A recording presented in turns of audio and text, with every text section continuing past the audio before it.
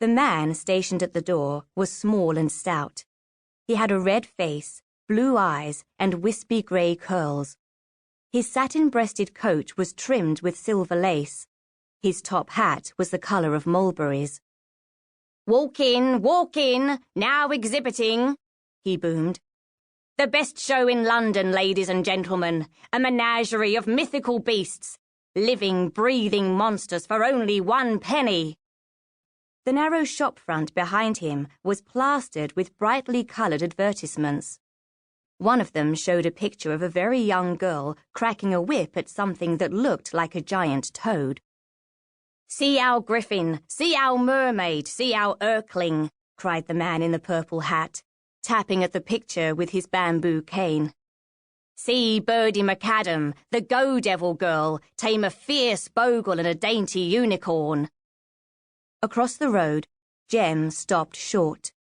He stood goggle-eyed as the crowd surged past him. In one hand, he carried a cheap broom. On his feet, he wore nothing but a thick layer of mud. For a moment, he stared at the man in the purple hat. Then he darted forward, dodging a pile of horse manure and the rattling wheels of a carriage. "See the world's greatest novelties, ladies and gentlemen. Marvel at the legendary 2-headed snake of Libya.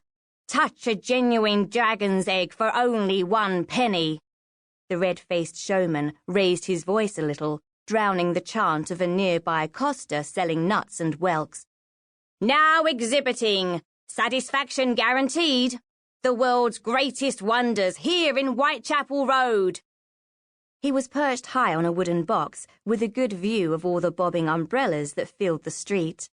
But he didn't see Jem until the boy tugged at his coat. "Sir? Hi, sir?" Glancing down, the man saw only a filthy little crossing sweeper in a ragged blue shirt and striped canvas trousers torn off at the knee. A cap like a cowpat cast the boy's gleaming brown eyes into shadow.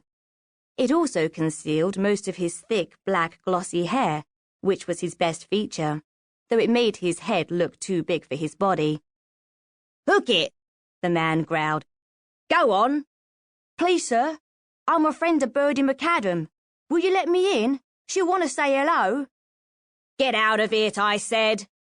Jem flushed. "I ain't gammoning you, sir. Jem Barbary's the name.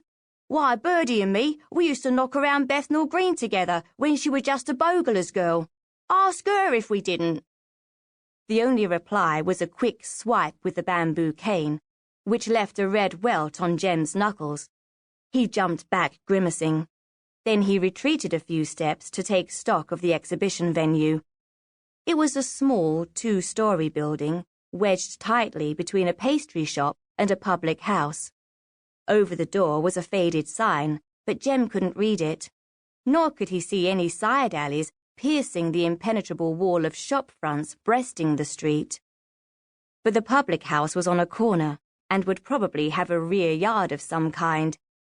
Jem's gaze moved up a drainpipe, along a brick ledge, and across a roof that bristled with chimneys. He'd burgled many a house in the past, and this one was no strong box. He thought that he could probably find another way in without paying a penny for the privilege.